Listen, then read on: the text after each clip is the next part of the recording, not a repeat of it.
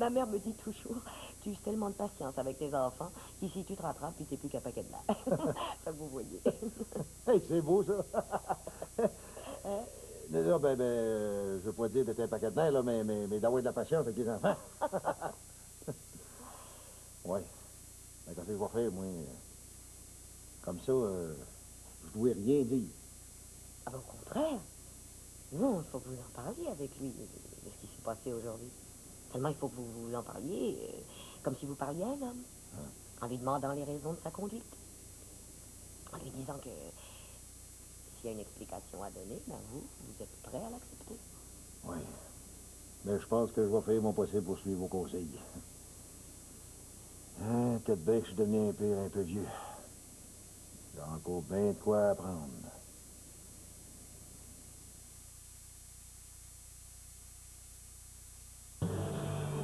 Après une course à la Maison-Blanche des plus enlevantes, les Américains doivent choisir. On behalf of the next generation. Jour après jour, les journalistes de RDI vous ont tenu au courant de l'évolution de cette campagne électorale. Et c'est avec eux que vous apprendrez en direct qui sera le nouveau président des États-Unis. La soirée électorale américaine, c'est chez nous, mardi dès 19h sur RDI. Plus ça vous intéresse, plus vous voulez voir les choses en grand. Et pour voir les choses en grand, ça prend un format géant. Voici le nouveau géant du monde des magazines, la semaine format géant. Théâtre, reportage, l'épicerie, sciences, santé, tout ce que vous aimez en plus grand que jamais. Cette semaine, en exclusivité, les photos de la maison de Julie Couillard et la vérité sur sa chirurgie. 25 ans plus tard, Mimi est tue à cœur ouvert. Et Michel Louvain fait le point sur sa santé. La semaine, le nouveau géant des magazines québécois. Bonne semaine. Si on laisse faire la nature, ça peut prendre un siècle avant qu'on ait une jeune prairie ici. Un miracle, le Sahara du Québec transformé en jardin. À la semaine verte dimanche, 12h30 à Radio-Canada. Cette semaine, Second Regard raconte les événements troublants qui ont mené à la relance du dialogue entre l'islam et le Vatican. La proposition musulmane, le nouveau dialogue, à Second Regard dimanche, 13h30.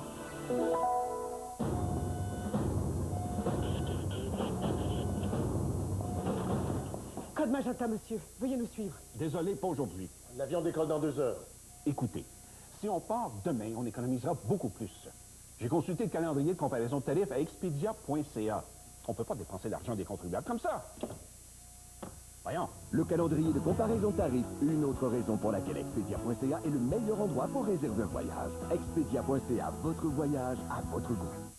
Terrasse dominicaine, un endroit unique pour les gens actifs. Terrasse dominicaine, un environnement naturel exceptionnel, à proximité de tous les services. Terrasse dominicaine, là où la liberté, l'espace et la sécurité se côtoient. Terrasse dominicaine, vous offrir toujours ce petit plus. Porte ouverte ce dimanche de 13h à 16h. Terrasse dominicaine, 1465 boulevard du Carmel. 1 heure sur Terre, c'est ce soir, 21h. Calme-moi de ça. T'assume pas. Je te dis qu'on se fait crémer vrai s'ils continuent à jouer comme des poires de même. Ça fait rien. Ah oui, vas-y. On se lâche. Bon, viens, on recommence. Presque fini. Tout le monde a le tour de me téléphoner au mauvais moment. Au salaire qu'ils font, ils devraient savoir patiner comme du monde. Ils attendent dans leur zone comme des vrais peureux. Hey, quoi? Vous? Hein? Oh, non. Ah, ouais, on a scoré, on va gagner, hein? Oui, vous dormez, Pépère, il joue tout croche, n'importe comment. Hey, débarrasse-toi-en. Même maudit fou, regarde où tu vis. Je me suis pris dans dormir-toi. Je vais vous laisser le bonsoir. Ah, avec même pas une minute là, qui reste, ils s'en relèveront jamais. Oui. Oh, je m'en vais me coucher, moi, et tout. À cette heure-là, j'ai le dos qui commence à fatiguer. Je vous souhaite bien de la patience pour voir la fin de ce match-là, vous autres. Ça m'étonnerait bien, Garo, moi, qui compte 2 buts avec le temps qu'il leur reste. Il y a un boxeur comme toi, il faut que ça dorme. Ah oui, au lit. Hein, oui, c'est fini. Ah oui, au lit. Je savais que tu perdrais, moi. J'avais gagé avec un gars à l'école. Et que c'est cheap d'aller se coucher après une débarque de main. Ouais, ben ouais, grimpe dans ton lit au plus sacré. Si demain, tu veux pas faire une autre journée pareille à celle que tu as faite aujourd'hui. Bonne nuit tout le monde. Hein? Ouais, bonsoir. Bonsoir.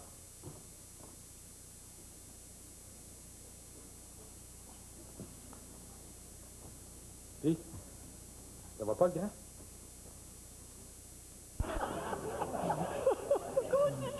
Ça va pas. Marcotte, il t'écoute, toi, là, je te regarde, là. As-tu toujours été gâté, Brandon? Oh, il dit non. Avant, je suis comme tout le monde. Et j'ai fait des exercices. Quand je vais faire pipi, je la pogne, je la soigne, c'est cordes de pote 4-5 coups. Au début, c'est choquant, mais à la longue, c'est payant. Marcotte, il dit, il faut que j'essaye ça, ça n'a pas d'allure, tu comprends? Il arrive chez lui, le soir, il est tard, il a travaillé tard, tu comprends? Sa femme est couchée, déshabille tenue dans le portique, en rentrant dans la porte de chambre, 4-5 coups, c'est cordes de porte. Sa femme se réveille, elle dit, c'est toi, Paolo. J'ai envie de revenir sur ces années de cabaret parce que, bon, elles sont importantes, c'est de la formation.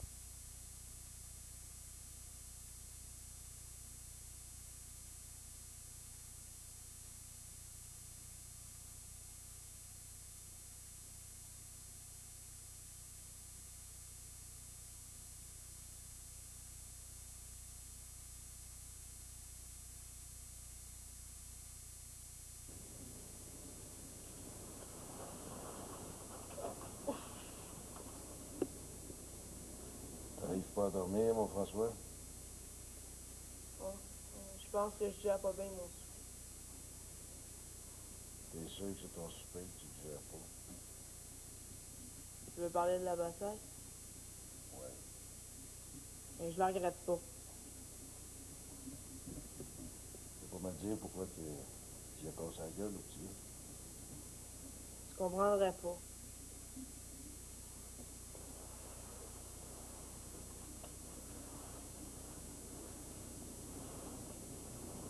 Tu dis ça pas mal souvent, mon gars. Me prends-tu pour un imbécile?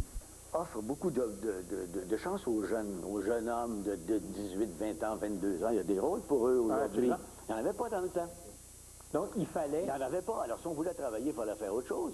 Alors, j'écrivais des numéros de cabaret et on apprenait notre métier là. Alors, j'ai fait ça pendant des années. Mais quel métier? C'est finir à 3 heures du matin tout le temps, là. C'est dur. C'est dur. Ça use. Quand il y a 3 spectacles, disons, là, un commence à 11 heures, puis l'autre commence à 1 heure du matin, puis l'autre à 3 heures moins quart, là. Puis tu t'aperçois que dans la première rangée, là, c'est le même monde qu'il y avait à 11 heures. Dans un état second. Et ils sont pactés pas mal. T'es mieux de sortir des gars qui avaient dans le tiroir d'en bas. Je te jure. Mais il y a une obligation de résultat qui est extraordinaire. Ah oui. Ah oui, absolument. Parce qu'à chaque fois, et c'est ça le métier, à chaque fois, on joue notre tête et puis on négocie notre prochain contrat. On joue notre tête à chaque fois? À chaque coup. La pression, donc, les gens qui vous voient et qui sont déçus, ils ne reviendront pas vous voir la prochaine fois que vous allez être là. On joue notre réputation tout le temps, tout le temps. C'est ça qui fait qu'on essaie de toujours arriver avec quelque chose de neuf, de nouveau, puis autrement, on s'en irait dans de la routine. Est-ce que c'est pour ça que vous êtes tenté aussi de joindre à votre pratique d'acteur une business? Après tout, il y avait ça dans la famille. Théâtre des variétés, pour ne pas le nommer. Ça arrive en 1967. En 67. Vous êtes tout jeune. Ça fait que j'ai 29 ans. Grosse décision? Non. C'est pas une grosse... À ce moment-là, je fais le Capitaine Bonhomme avec Olivier Guimond. Et on fait les 5 émissions dans la même journée. Et on a beaucoup de temps pour jaser. Et il me raconte toujours que à l'époque du Canadien, du National, du Radio Cité, et d'autres théâtres qui existaient à l'époque, il y avait un répertoire de comédie qui ne joue plus maintenant parce qu'il n'y a plus de théâtre. Alors moi, j'ai 29 ans, pas marié, pas d'enfant, j'ai aucune responsabilité et je fais de l'argent. C'est payant faire de la télévision? Le cabaret, c'est... c'est le cabaret. Ah, c'est le cabaret. Ben, personne n'aurait fait ça pour des salaires ordinaires. Non, non. Il y avait de l'argent à faire au cabaret? Ah oui, beaucoup. Alors, à 29 ans, j'ai dit, pourquoi est-ce que je n'ouvrirais pas quelque chose? Parce que le capital humain était là. Tous ceux qui faisaient ce genre de théâtre-là étaient encore là et en forme. J'ai eu la chance de trouver un théâtre Théâtre des Variétés sur Papineau, qui était pas loin de Télémétropole, qui était dans mon coin, parce que la ferronnerie n'était pas très loin. Alors, j'ai embarqué. Et là, c'est Jean Grimaldi, qui a été mon pilote, dans le fond. Alors, il est venu avec moi au théâtre. Et là, on a rentré la troupe. C'est-à-dire Manda, Lapoune, en fait, tous les gens qui connaissaient ce métier-là. Je dis qu'ils connaissaient ce métier-là, heureusement, parce que moi, je ne le connaissais pas. Vous l'avez appris après avoir acheté le théâtre? Ben oui. C'est eux qui me l'ont appris. Alors, j'étais le plus jeune, j'étais le patron, puis je connaissais rien. C'est la recette du succès. Mais sauf que j'ai su m'entourer de gens qui connaissaient quelque chose. Et ce sont tous ces gens-là qui ont fait le Théâtre des Variétés, pas moi. Ce sont eux qui l'ont façonné, qui ont dit, on va faire ça comme on faisait ça dans le temps, avec le même matériel que les gens n'avaient pas vu depuis des années. Quand vous dites dans le temps, on parle des numéros de burlesque. On parle des numéros qu'il y avait au Canadien, au National, au Radio Cité. Années 30, 40, ah, 50? Oui, c'est ça. Et puis, ces gens-là, ils se souvenaient de tout ça. Ils l'avaient fait tellement souvent. Alors, pour eux, c'était formidable. Écoute, ils arrivaient aux variétés, là. On arrivait là, à la fête du travail, et on sortait à la Saint-Jean-Baptiste. Non-stop. Ah, non-stop, 7 soirs par semaine, ça jouait. Alors, les gens arrivaient avec leur radio, leur carpette, leur photo, ils mettaient ça dans leur loge, c'était chez eux. Mais pour moi, c'était inquiétant parce que, par exemple, Grimaldi disait, bon, on changeait toutes les semaines de spectacle. Oui, toutes les semaines. Et nous, on jouait une grande comédie qui durait 1 heure en 2e acte. Toutes les semaines, un nouveau spectacle. Un nouveau spectacle. Alors là... spectacle original, là. Ah, que vous écriviez et tout. Non, on n'écrivait pas. Oh, non. Surtout pas. On avait une salle avec c'était une salle dont on jouait aux cartes, là. Pendant que les autres travaillaient en haut, on jouait aux cartes. Tout le monde jouait aux cartes. Et des fois, là, on arrêtait la partie 4 et on disait, bon, qu'est-ce qu'on joue la semaine prochaine? C'était pas plus stressant que ça? Ben non. Et Grimaldi disait, on va jouer le vieux garçon enragé.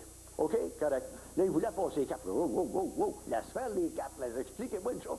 Non, c'était fini. Alors là... Ça, c'était le total de la préparation. C'est ça.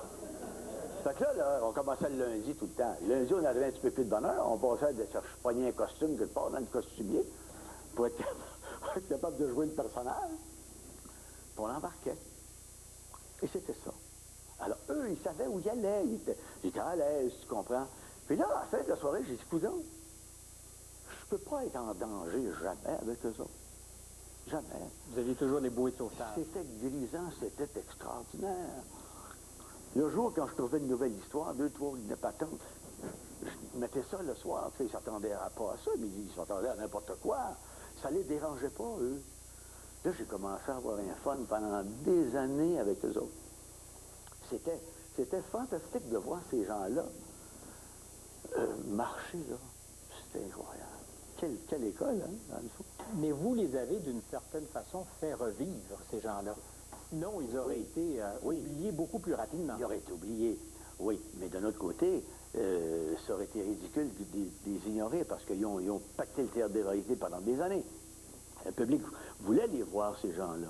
Il y avait des choses à dire encore. Il y avait encore beaucoup de talent dans ces gens-là, vous savez. Beaucoup. Un théâtre qui n'a jamais demandé un seul sou de subvention. Non, il n'y a pas de subvention parce que le genre de théâtre qu'on faisait, nous, non, c'était pas correct.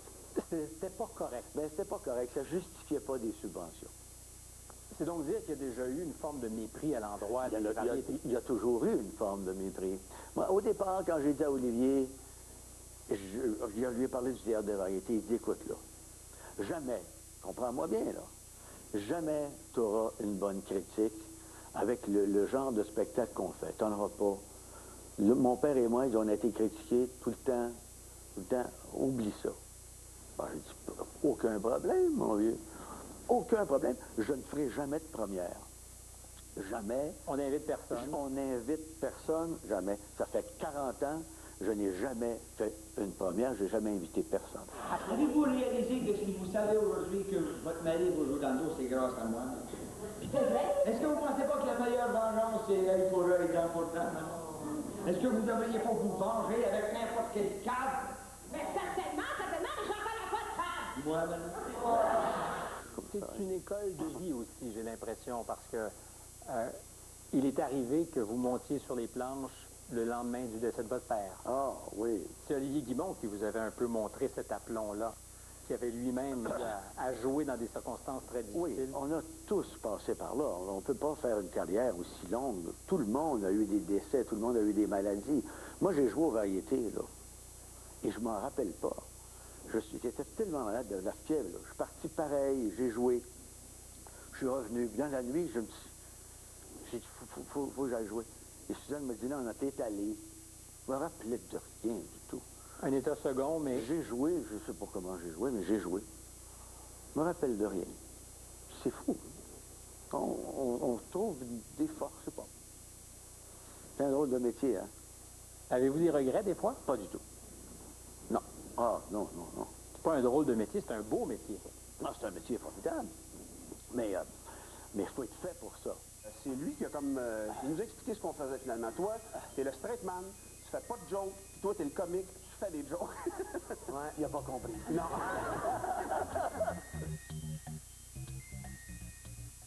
Mardi à cabine C, Christiane Charette reçoit l'expert en design Frédéric Metz.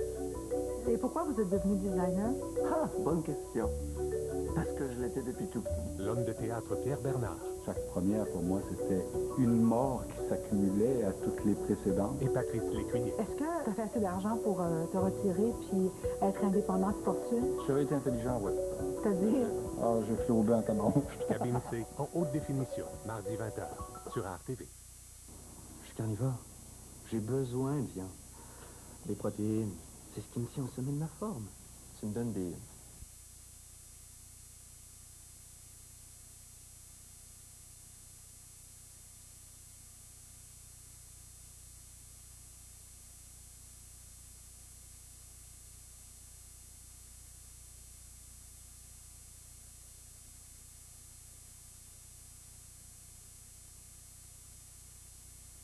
Rachid Badouri, Lucian Boutet.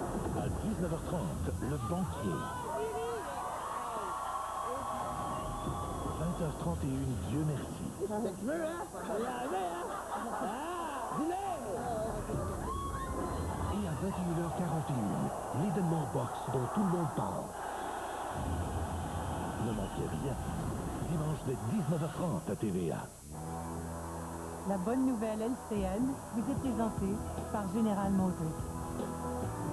L'entreprise Petite Main inaugure ses nouveaux locaux rue Saint-Laurent à Montréal. L'organisme sans but lucratif qui œuvre dans le domaine de la couture industrielle a enfin trouvé un lieu adéquat pour poursuivre sa mission. Petite Main aide les femmes immigrantes surtout à sortir de leur isolement et à intégrer le marché du travail. La bonne nouvelle LCN vous a été présentée par General Motors. Alors qu'il mène un dur combat contre le cancer, le ministre des Ressources naturelles, Claude Béchard, se dit prêt à se lancer dans une éventuelle campagne électorale. C'est ce qu'il a confié dans une entrevue qui sera diffusée à l'émission La Roque-Lapierre à LCN dimanche à 12h30. Sa tumeur cancéreuse a été retirée en juin, mais il doit encore se soumettre à de la chimiothérapie préventive. On ne saura qu'en janvier s'il est guéri. Mais comme ses médecins lui ont indiqué que son rythme de vie n'avait aucune influence sur ses chances de survie, M. Béchard a choisi de sauter dans l'arène. La soif de vivre et la passion de la politique l'emportent donc, pour l'instant, sur la maladie. J'ai jamais eu aussi mal et aussi peur de toute ma vie, c'est sûr. Je regarde ma famille, je me dis, peu importe ce qui arrive, peu importe où je serai dans 6 mois, c'est un des plus beaux cadeaux que je peux leur faire, de revoir leur père, de revoir leur chum, de revoir leur frère revenir, être en santé. C'est tout un signal pour moi de me lancer comme ça en campagne. Je dirais que c'est tout un signal que j'envoie à cette maladie-là, c'est que j'ai gagné. On vous a parlé cette semaine d'un médecin spécialiste qui, dès aujourd'hui, doit abandonner la médecine générale et des dizaines de patients pour retourner à sa spécialité. L'hémato-oncologue doit se soumettre en fait à une directive du Collège des médecins. Et Maryse Gagnon a rencontré un porte-parole de cet organisme. Ils se sont regroupés devant la clinique le temps de manifester leur tristesse et leur incompréhension. Ils sont aussi des centaines à signer une pétition. Des patients qui ne veulent pas perdre leur médecin de famille. Ça m'a pris 3 ans d'en trouver un, puis là, ça me met à l'envers. De le perdre aujourd'hui, moi, c'est gros, là. Pour moi, c'est un ange gardien. Le médecin qui désire rester loin des caméras était d'abord oncologue.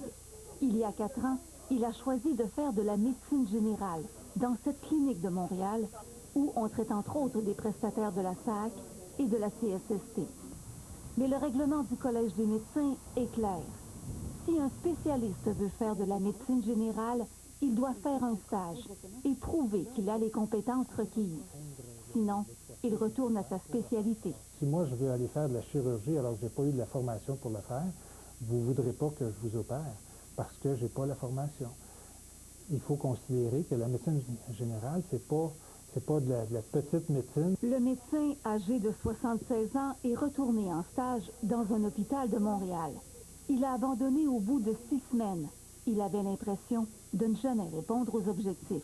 C'est sûr qu'à 76 ans, on ne s'en va pas faire de la médecine d'urgence, mais il faut avoir une médecine de qualité, peu importe l'âge du médecin. Des centaines de patients se retrouvent donc sans médecin. L'idée de la guerre, c'est sûr, pour moi, c'est comme retourner en enfer. Alors, ce sont des patients qui vont se retrouver sans médecin, vous le savez très bien, ça, Dr. Biard. Peut-être qu'il y en a qui devront attendre quelques mois, effectivement, avant de revoir un médecin, ou devront consulter dans des cliniques sans rendez-vous en attendant, ce qui est loin d'être l'idéal. Mais les patients n'auront pas le choix. Maryse Gagnon, TVA, Montréal. C'est la fête de l'Halloween. Aujourd'hui, des milliers d'enfants ont revêtu leurs costumes et accompagnés de leurs parents, ils ont sillonné les rues pour la collecte des friandises. Comme à l'habitude, la surveillance policière était accrue. Les policiers invitaient aussi les automobilistes, bien sûr, à être prudents. On peut écouter quelques enfants qui nous parlent, qui nous décrivent leurs costumes. Je suis dans Winnie the Pooh. Quand je veux me déguiser avant? Oui. Papa, il me l'a dit. Papa, là, il me l'a dit avec mamie au magasin à côté de chez ma maman. Mais c'est maman qui l'a choisi. Elle disait qu'il était beau comme ça, je l'ai pris. Le Théâtre du Rideau Vert célèbre les 40 ans de la création de la pièce Les Belles-Sœurs de Michel Tremblay. Pour l'occasion, une quinzaine de personnalités des milieux artistiques, culturels et médiatiques vont monter sur scène pour jouer cette pièce. Alexandra Diaz fait partie du groupe. OK. L'après-midi, ça, c'est mortel. Parce que vous lisez. Jouez-le, ça. Quand Denise parle de ses fausses belles-sœurs, elle sait se faire rassurante. Elles ont le guts de venir le faire, et comme je leur dis, le public ne vient pas pour vous juger, ils viennent pour vous aimer. J'aurais aimé ça que ton père soit là. Il aurait pu parler, lui. Je sais même pas si j'ai marqué. Mais très vite, c'est la terreur qui nous gagne à nouveau. Je n'ai pas fait juste une lecture debout devant un écran. À 100 $ le billet, là, je veux qu'il y ait un petit show. Nathalie, comment allez-vous? Ça va très bien, ça va très bien. Je suis très contente du personnage que j'ai parce qu'elle est vraiment idiote. Donc, une idiote, c'est enfin relativement facile à jouer. Non, Grand rôle de composition. Oui, grand rôle de composition. Et puis, dans le fond, elle n'a rien à dire. Tout ce qu'elle dit, c'est des noms. Lève-toi, tu vas l'appeler. L'aventure est un divertissement de haut niveau pour nous toutes, mais demande beaucoup d'humilité quand Denise prend le plancher. Qui peut crier comme j'ai fait dans Ruelle? Ça fait Linda est là? Linda! Linda! Non, et voilà. Les deux ensemble. Non. À 2 semaines de la première, on réalise forcément qu'il s'agit d'une sérieuse entreprise. C'est pas vrai, on ne fera pas que la lecture des Belles-Sœurs. On va nous a monté jouer un bateau. Oui, on nous a monté un beau grand bateau parce qu'on va jouer les Belles-Sœurs. Alors, les gens qui vont venir au Théâtre du Rideau Vert, ils vont voir que ça ne sera pas plate. C'est pas une lecture platonique. Jouer à notre échelle de capacité. Oui. C'est le fun. C'est comme on est à la garderie pour adultes. Pourquoi donc? Pourquoi donc? Ça fait chier famille qui vivent à l'enjour, par exemple. Rendez-vous au Théâtre du Rideau Vert le 9 novembre. Alexandra Diaz, TVA, Montréal. Un kangourou est en cavale dans la région d'Ottawa, prénommé Wendell. L'animal de 3 ans s'est échappé mercredi du zoo Saunders Country Critters lorsqu'un arbre est tombé sur la clôture de son enclos. Un autre kangourou s'est échappé, mais il a été retrouvé quelques heures plus tard. Wendell fait partie de la famille des wallabies, qui sont des kangourous de petite taille. Au retour, dernier match de la saison régulière pour les Alouettes qui affrontent les Eskimos à Edmonton. On aura tous les détails dans 2 minutes avec Jean-Paul Chartrand. Pour tenter de succéder à Rita Dionne-Marsollet, qui a annoncé qu'elle ne se représentait pas dans le comté de Rosemont. Par ailleurs, TVA a appris que le député péquiste de Gaspé, Guy Lelièvre, tire aussi sa révérence. Il imite son collègue de Dubuque, Jacques Côté, qui en a fait l'annonce plus tôt aujourd'hui. Quant à Maxime Arsenault des Îles-de-la-Madeleine, on nous dit qu'il réfléchit toujours à son avenir. Du côté des libéraux, maintenant, la rumeur qui court depuis un temps déjà, c'est de plus en plus persistante. Celui que vous voyez, leader parlementaire du gouvernement, Jean-Marc Fournier, ne solliciterait pas un nouveau mandat dans Châteauguay. Et sur la scène fédérale, c'est confirmé maintenant, le libéral Bob Ray se lance dans la course au leadership. Le député de Toronto en a fait l'annonce à ses partisans cet après-midi. L'ancien premier ministre de l'Ontario est le deuxième à poser sa candidature, après le député acadien Dominique Leblanc. Quant à l'autre favori, Michael Ignatieff, il promet d'attendre au moins une semaine encore avant de plonger officiellement dans la course. Pourquoi des facteurs tiennent-ils à livrer le courrier avec leur voiture? Moi, personnellement, je traîne pas mon courrier dans l'auto. Oui, on vous a vu le faire ce matin. L'homme qui aurait enlevé et agressé une fillette de 7 ans à Québec doit maintenant répondre de ses actes. Facile la vie avec Vidéotron. Étienne est entrepreneur en nouveaux médias. Comment Étienne peut-il améliorer? Le travail fait la même critique. Les médecins qui étaient là, c'était des médecins à la retraite, des médecins plutôt vieillissants. Les délais étaient énormément longs et parfois les décisions prises au BEM étaient des décisions que d'aucuns ont qualifiées de farfelues. Voyant ce qui se passe aujourd'hui, il regrette de ne pas avoir éliminé l'organisme. Qui, en bout de piste, est pénalisé? C'est le travailleur. 2006, une commission parlementaire constate qu'une proportion importante d'avis du Bureau d'évaluation médicale est infirmée ou modifiée. Je fais un parallèle. Si la Cour d'appel du Québec devait renverser 63% des décisions de la Cour supérieure, on dirait qu'il y a un véritable problème à la Cour supérieure. L'an dernier, 68% des avis du Bureau d'évaluation médicale ont été renversés, en partie ou en totalité. Les dossiers sont concentrés dans les mains de quelques spécialistes seulement. Nous représentons quand même environ 16 spécialités médicales. Et vous comprenez que dans le contexte de rareté des ressources médicales, il n'est pas facile pour nous de recruter des membres. C'est dans un rare consensus que tous ces gens s'entendent pour dire que le Bureau d'évaluation médicale n'est pas nécessaire et qu'il pourrait disparaître. D'autant plus qu'il y a une autre instance d'appel, la Commission des lésions professionnelles. Anne Panasok, Radio-Canada, Montréal. Les audiences de la commission Cameron qui se penche sur une série d'erreurs médicales sont maintenant terminées à Terre-Neuve. Depuis 7 mois, la commission a entendu 93 témoins pour tenter de comprendre pourquoi 400 patientes atteintes du cancer du sein ont reçu un mauvais diagnostic de traitement entre 1997 et 2005. La juge Margaret Cameron dit que son travail ne fait que commencer. Elle doit rassembler tous les témoignages pour produire son rapport d'ici le 1er mars. L'avenir de l'usine Tapis-Beaulieu d'Actonville en Montérégie semble assuré. Les travailleurs ont finalement accepté de faire les concessions réclamées par l'employeur. Le nouveau contrat de travail de 3 ans prévoit une réduction salariale de 15% la première année, un gel pour la seconde et une augmentation salariale de 2,5% pour la dernière.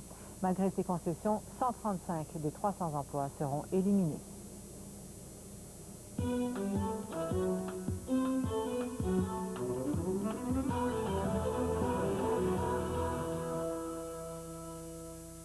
Revenons sur la campagne présidentielle américaine où la question raciale est un enjeu de premier plan. On en parlait un petit peu plus tôt. Même si la cause des Afro-Américains a beaucoup progressé depuis les années 60, les préjugés sont tenaces dans certaines régions que ma collègue Céline Galipeau a traversées le long de la route 66 au cœur de l'Amérique profonde. If you ever plan to motor west, take my way, the highway that's the best. Toujours plus à l'ouest, la route 66 nous mène maintenant au Kansas. Un crochet d'à peine une vingtaine de kilomètres et quelques souvenirs figés dans le temps. Puis nous entrons en Oklahoma. C'est le Midwest avec des champs à perte de vue et des vaches, beaucoup de vaches. Mais ce que nous entendons à la radio tranche avec le décor paisible. Les propos de l'animateur sont troublants. 13% of the population, 84% of the violent crime. I'm the bad guy. Well, I'm sick of being called the bad guy. Ceux des auditeurs aussi. Bob, go ahead. We're the greatest military power on the face of the earth. Can you imagine Hussein Obama? Nous avons confronté l'un d'entre eux. Il était visiblement mal à l'aise. Moi, personnellement, je traîne pas mon courrier dans l'auto. Oui, on vous a vu le faire ce matin. Avec mon courrier? Oui, absolument. On vous a vu mettre le courrier dans la voiture là, en sortant du poste de Verdun. Mon départ, oui, je pars avec pour m'en venir sur la route. Tout simplement parce que c'est plus rapide. Plus rapide, c'est le cas de le dire. Certains facteurs complètent leur distribution de courrier avant midi, ce qui est exceptionnel selon cet employé de la Poste qui, lui, termine parfois sa ronde à 17 heures. Le facteur finira à 11 heures, non? 11 heures le matin. 11 heures le matin, oui. Autre problème, du courrier important ne serait pas livré la journée même. Cette vidéo amateur nous montre le contenu d'un sac. Ces enveloppes auraient été retenues volontairement par le facteur qui voulait finir plus tôt ou qui a manqué de temps. Selon ses employés, le patron ferme les yeux sur ces pratiques. Cela lui évite de payer des heures supplémentaires. L'employeur intimide, harcèle beaucoup les employés pour le surtemps. D'autres facteurs nous disent qu'ils utilisent leur voiture pour éviter justement de faire du temps supplémentaire. En réaction, la Société canadienne des postes dit que ces litiges devront se régler à l'interne. Yves Poirier, TVA, Montréal. Le présumé agresseur d'une fillette de 7 ans a comparu cet après-midi au Palais de justice de Québec. Denis Turcotte est entre autres accusé d'enlèvement, de séquestration et d'agression sexuelle. Les policiers ont arrêté le suspect de 43 ans hier près de son lieu de travail dans l'arrondissement Charlesbourg. La victime a été enlevée près de chez elle il y a une semaine avant d'être relâchée une demi-heure plus tard. Et à Québec toujours, le verdict est tombé finalement pour cet homme de 63 ans accusé de crimes violents à caractère sexuel. Jacques Vachon a été déclaré coupable de 29 des 32 chefs d'accusation auxquels il faisait face. La Couronne a demandé une évaluation pour déterminer si Vachon est un délinquant à contrôler. L'une de ses victimes, qui a témoigné lundi, a tenté de s'enlever la vie depuis. Elle est toujours dans un état critique. Denis Lévesque sera là dans quelques minutes. Denis, vous revenez ce soir sur la comparution de l'ex-lieutenant-gouverneur Lise Thibault. Oui, Paul, ça parle encore beaucoup de ça aujourd'hui. Alors, on va faire le débat. Est-ce qu'elle devrait rembourser les 700 000 $ dont on parle? Nous avons un débat là-dessus. Et nous allons également parler avec Roger Drolet, qui a une thèse assez particulière sur les relations hommes-femmes. Il dit que les femmes vivent une vie sexuelle en fonction des hommes. À tout de suite, Denis. Dans quelques minutes. Et Colette, quel genre de fin de semaine qu'on aura, hein? Une belle longue